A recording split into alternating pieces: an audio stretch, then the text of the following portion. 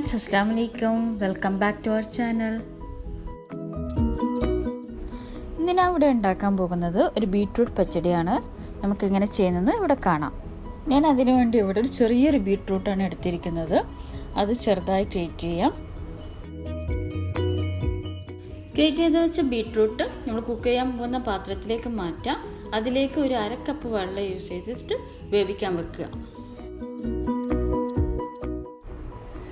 ഇതിനെ വെന്ത് വരുന്ന സമയത്ത് നമുക്കിതിൽ ചേർക്കാനുള്ള വേറൊരു കൂട്ട് ഇവിടെ റെഡിയാക്കാം. അതിലേക്ക് പോവാം. അതിനുവേണ്ടി ഒരു ചെറിയ കപ്പ് തേങ്ങ, അതിലേക്ക് എരിവിന് വേണ്ടി പച്ചമുളക്. ഞാനിവിടെ 2 പച്ചമുളകാണ് യൂസ് ചെയ്തിരിക്കുന്നത്. കൂടുതൽ എരിവ് ഇഷ്ടമാണെങ്കിൽ കൂടുതൽ പച്ചമുളക് യൂസ് ചെയ്യുക കേട്ടോ, അതൊക്കെ നിങ്ങളുടെ ഇഷ്ടം പോലെ. പിന്നെ അതിലേക്ക് ചേർക്കേണ്ടത് 1 സ്പൂണ് കടുകാണ്. കടുക് ചേർത്തതിന് ശേഷം ഒന്ന് ഗ്രൈൻഡ് ചെയ്തെടുക്കുക. അതിലേക്കൊരു 1/4 ടീസ്പൂൺ ജീരകം കൂടി യൂസ് ചെയ്യാം. അത് ഓപ്ഷനിലാണ്, ഇഷ്ടമുണ്ടെങ്കിൽ മാത്രം യൂസ് ചെയ്താൽ മതി. പിന്നെ അതിലേക്ക് 1 കപ്പ് കട്ട തൈര് ഇട്ട് ഒന്ന് ഗ്രൈൻഡ് ചെയ്തെടുക്കുക.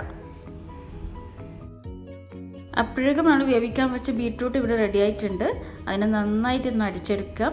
അതിലെ ബീട്രൂട്ടിൻ്റെ പീസുകൾ ചെറുതായിട്ട് കടിക്കാൻ ഇഷ്ടമില്ലാത്തവർക്ക് ഒന്ന് ഗ്രൈൻഡ് ചെയ്ത് എടുക്കാവുന്ന കേട്ടോ.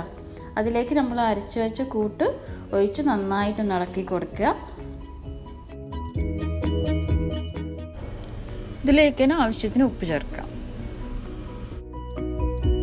ഇനി ഇതിൻ്റെ ഫൈനൽ സ്റ്റേജ് താളിക്കലാണ്. അതിനുവേണ്ടി ഇവിടെ 2 സ്പൂൺ വെളിച്ചെണ്ണയാണ് യൂസ് ചെയ്തിരിക്കുന്നത്. വെളിച്ചെണ്ണ ചൂടായി കഴിഞ്ഞാൽ അതിലേക്ക് 1 ടീസ്പൂൺ കടുകും 2 വറ്റൽമുളകും കുറച്ച് കറിവേപ്പില ഇട്ട് താളിച്ചെടുക്കുക.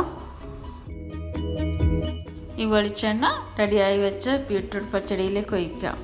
ഇപ്പം നല്ലൊരു സ്മെല്ലാണ് കേട്ടോ, നല്ല ടേസ്റ്റി ആയിട്ടുള്ള പച്ചടിയാണ്.